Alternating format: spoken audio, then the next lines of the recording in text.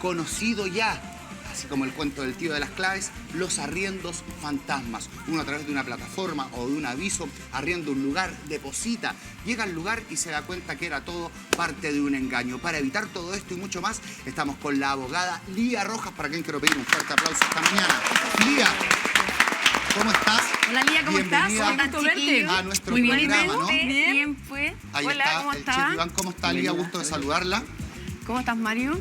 Bien, se me pone por acá Lía, aquí, Ok. y así podemos comenzar a conversar y efectivamente también entregarle consejos a la gente. ¿Qué es lo que es un arriendo fantasma? Partamos por eso, Lía. Definir qué término. Bueno, la verdad es que el arriendo fantasma, como el nombre lo dice, es algo que no existe.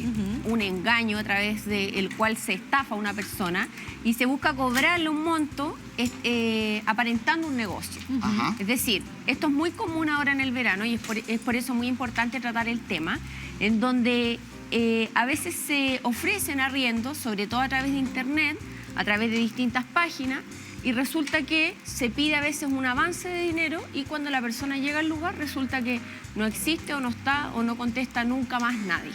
Perfecto. ¿De qué Así manera, Lía, podríamos comprobar la veracidad de este aviso? Porque, claro, uno confía muchas veces en lo que se publica, porque obviamente hoy día nos manejamos así, a través de las redes. ¿De qué manera podemos prestar atención a cosas puntuales para decir, o empezar con dudas?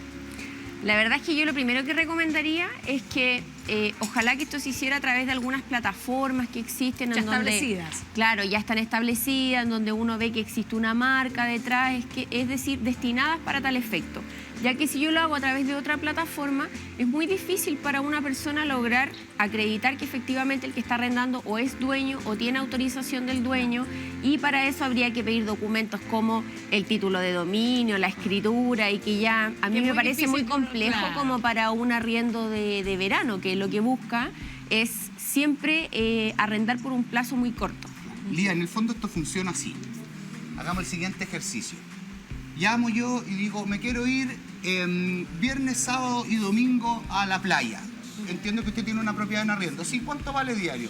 100.000 pesos. O sea, son 300.000 pesos que yo me voy a gastar el fin de semana para irme, por ejemplo, con mi familia a la playa. Te dicen, para hacerte la reserva, me tienes que depositar una seña o algo en el fondo para que la casa quede para ti ese fin de semana.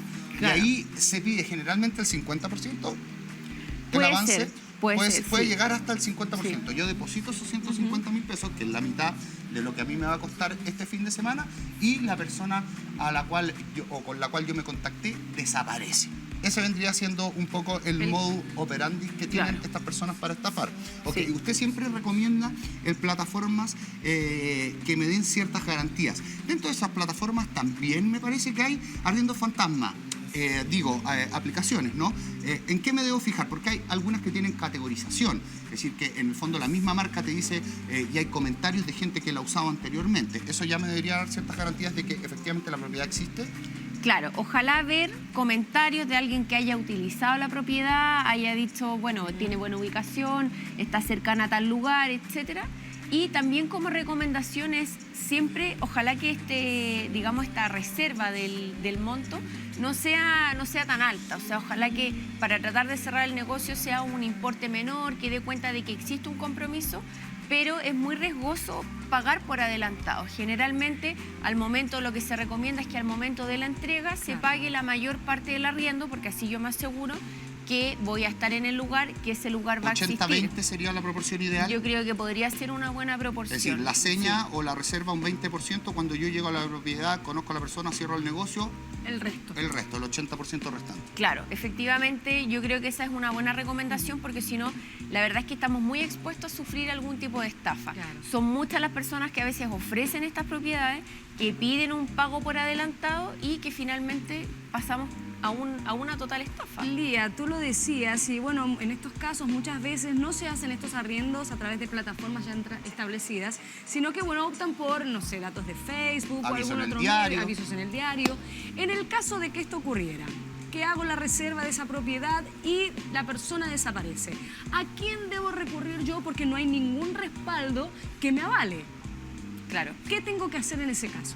La verdad es que ahí, bueno, estamos ante dos hechos. Uno, que podría constituir un delito, que podría ser una estafa, caso en el cual yo puedo hacer la denuncia directamente ante Carabineros o ante la misma Fiscalía, pero el tema es que eso para el usuario, perseguir a esa persona, en definitiva, estos hechos más que nada quedan en la impunidad, porque tú como usuario o consumidor vas a perseguir por un arriendo que te estafaron, no sé, por 2 días, por, qué sé yo, 100.000 pesos, y tú vas a tener que ir a declarar a la Fiscalía, aportar datos, es decir, la Fiscalía no es muy proactiva en este tipo de circunstancias, es decir, es la víctima la que generalmente tiene que aportar todos los antecedentes, a pesar de que la Fiscalía tiene la obligación de investigar, es la víctima quien tiene que aportar todos los antecedentes para que se pueda perseguir o se pueda castigar el hecho. Además, cosa que en definitiva no se hace. Muchas veces estamos persiguiendo a un número de teléfono o a un perfil de alguna red social que... Falsa.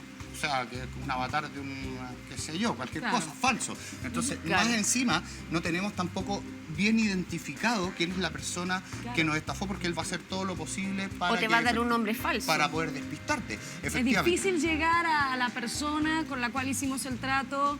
Claro. Porque generalmente, claro, estos perfiles falsos utilizan quizás números que luego desechan, nombres que no son los reales. Claro, por eso lo recomendable es que quizás la persona se identifique, pedir una foto de la cédula de identidad, también pedir algún documento relativo a la propiedad. Oye, ¿me puedes acreditar, por favor, que tú efectivamente eres el dueño o tienes el permiso para poder arrendarlo? Porque ahí, en realidad, si ya una persona está estafando, generalmente no tiene todos esos documentos de respaldo que den cuenta de que efectivamente tiene la autorización o es el dueño de Eso es esa importante, propiedad. ya, porque si se dedica a ese negocio, lo más probable es que cuente con esos documentos, ¿no es cierto? Claro, Ahora, sí, de todas maneras, en debería general- contar. En general, cuando arrendamos, nunca se nos da una boleta a cambio, ¿no es cierto? No, nunca.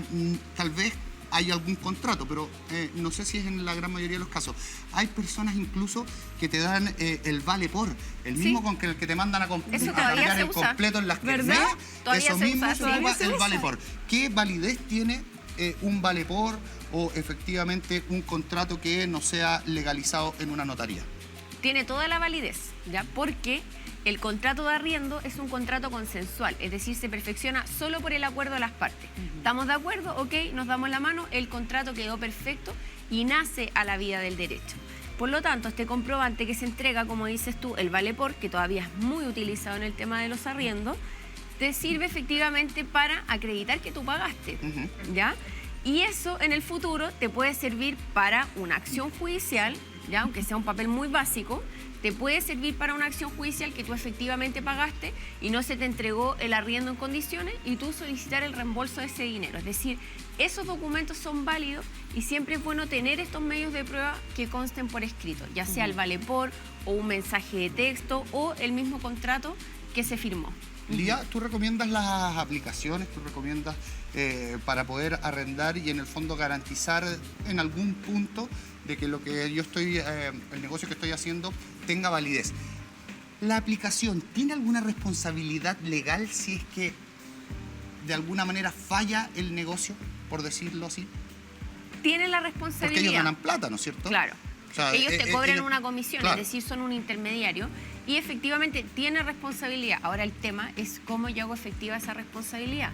Por ejemplo, Airbnb, yo no sé si es que tiene alguna oficina o sucursal en Chile. Si es que no tiene, la verdad es que pese a que tenga la responsabilidad, es difícil poder demandar. Pero no es tan difícil. ¿Sabes que a mí me ocurrió una vez que hice una reserva de un hotel a través de una de estas plataformas y llegué al lugar y el lugar estaba cerrado porque era un local donde atendían hasta las 23 horas. Yo llegué luego y ya no había gente que te recibiera.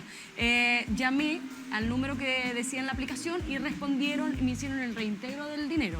Entonces hay como una oficina en general de este tipo de aplicaciones ya virtual. establecidas Sí. que sí responden. Ajá. Entonces Sí. hay un respaldo, hay un servicio de postventa y enseguida se comunicaron conmigo y hubo mails para coordinar todo y no hubo ningún problema. A Claro, propósito, es que- Lía, por Es que perdón. es muy importante eso que menciona Jimena, porque esto, claro, al ser una plataforma, tiene Algún una medio de respuesta contacto. o buscando que el usuario finalmente quede contento para que recomiende o vuelva a utilizar la aplicación. Es decir, es una empresa. Sí. Pero ahora, si es que eso no funcionara, claro, habría que ir al medio convencional. Generalmente lo que hace la plataforma es lo que dice Jimena, que si ellos te garantizaron que tú podías contratar algo, tú pagaste y en definitiva pasaste un mal rato o no estaba, etcétera, ellos buscan alguna manera de compensar esto. Así y esto es. no pasa en otras instancias en donde es una persona natural, que a veces uno queda más de brazos cruzados. Claro, una empresa de servicio Claro. y tienen que responder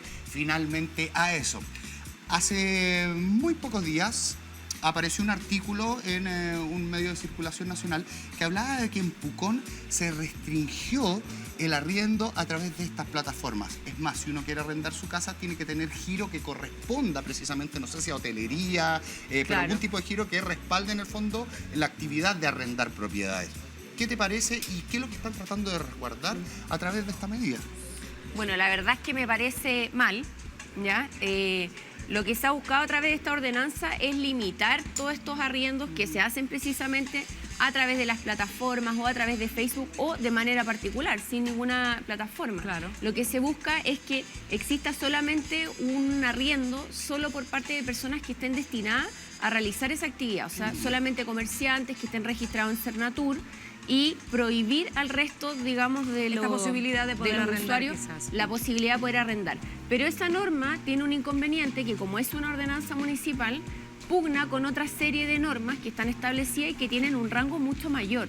O sea, existe, por ejemplo, la ley de arriendo en donde se establece qué pasa con los arriendos por día, por semana, por mes, arriendos por largos periodos de tiempo. Entonces, ¿qué es lo que sucede? Que esta norma empieza a chocar con otras de mayor rango, incluso con la Constitución, que establece la igualdad de la ley que tienen las personas y la libre circulación de los bienes, el derecho a la propiedad. Es decir, ¿por qué una ordenanza municipal me limita mi propiedad? El derecho que yo tengo de hacer lo que yo estime pertinente con ello, siempre y cuando, estamos hablando, con ¿no es mi cierto? casa, siempre y cuando no afecte los derechos de otros, ¿ya? Ajá. Aquí lo que pasa es que existe una pugna, y que ha sido más o menos un tema histórico que se ha tenido con estas aplicaciones, que muchas veces no pagan los impuestos que tienen que pagar y las personas naturales tampoco. Pero eso es otro tema que debe correr por un carril distinto. Claro. Y que yo considero por lo menos que la municipalidad no tiene la facultad, a través de esta ordenanza, de poder limitar este derecho tan importante. Tengo que hacerle una pregunta, Lía, en relación a eso. Es decir, ¿será que a través de mucho arriendo fantasma llega mucho reclamo a la municipalidad, toma esta medida? O a lo mejor alguien con injerencia en esa municipalidad se dedica al negocio precisamente del arriendo de propiedades. Lo otro que le quiero preguntar también, Lía, que me gustaría que lo tratáramos otro día, y usted me contesta, ¿a quién le dan una boleta por ejemplo, yo arriendo mi departamento? A mí jamás se me ha entregado una boleta. Entonces también me imagino que hay un tema súper interesante ahí. Lía, ¿por qué cuando yo arriendo una propiedad, digo, para vivir año corrido o ya sea para poder irme de vacaciones, se me entrega una boleta contra este arriendo? Bueno, la verdad es que esto en teoría debería pagar impuestos, ¿ya? Lo que pasa es que como no existe una fiscalización, o es mucha la gente que arrienda sus propiedades, es muy difícil para impuestos internos fiscalizar todo esto. Entonces, es un terreno, digamos, que no está bien fiscalizado, ¿ya? Ahora también yo podría ocuparlo para... claro, pero es distinto. Porque yo, si por ejemplo arriendo mi casa, digo, no lo puedo meter a los gastos de mi empresa. Pero si arriendo el local en el cual trabajo y es de mi empresa, ¿eso también lo puedo pasar a gasto? ¿O muchas veces ni siquiera lo boleteamos o lo facturamos? Eso depende, porque tú tienes que distinguir si es que tu empresa tiene o no ese giro. Ajá. Si es que tu empresa no tiene ese giro, tú no vas a poder facturar en ese sentido. Es decir, no vas a poder facturar en un arriendo si el local se dedica, no A sé, vender a peluquería. completo. Claro. O una peluquería, exactamente. Claro, pero sí podrías hacer una factura, por ejemplo, por un servicio que consista en una banquetería, arriendo del lugar, etcétera. Sí podría facturarlo porque está dentro del giro del negocio. Ahora, si es para un fin distinto, no. Perfecto. Ahora el pago de contribuciones en ese sentido de lo que son mis propiedades no tiene relación con lo que estamos hablando, ¿verdad? No tiene ninguna relación, y lo que se ha buscado a través de esta norma, esta ordenanza que dictó Pucón, Claro, es como un poco también, estaba leyendo yo el artículo que dice que es muy desleal a veces la competencia que tiene quien paga los impuestos, se dedica al giro del arriendo, ya sean hoteles, hostales, etcétera, versus una persona que se ahorra todos esos impuestos y en definitiva lo que hace es que arrienda más barato. Entonces se produce una competencia desleal. Pero yo pienso que no es la forma regularlo a través de esta limitación del ejercicio del derecho a propiedad, porque si yo tengo una propiedad y se la quiero arrendar a un amigo, ¿por qué no voy a poder? O se la puedo arrendar a un tercero. Exacto. El momento es que no la voy a ocupar si la ley específicamente me permite realizarlo. O sea, hay una serie de normas que me lo permiten. Esa es precisamente una de las misiones del Estado, el entregar la igualdad de condición para poder enfrentarse al mercado de la misma Así es. manera. Lía, usted siempre clarita, le quiero dar un aplauso. Gracias. A Lía Rejas, abogada.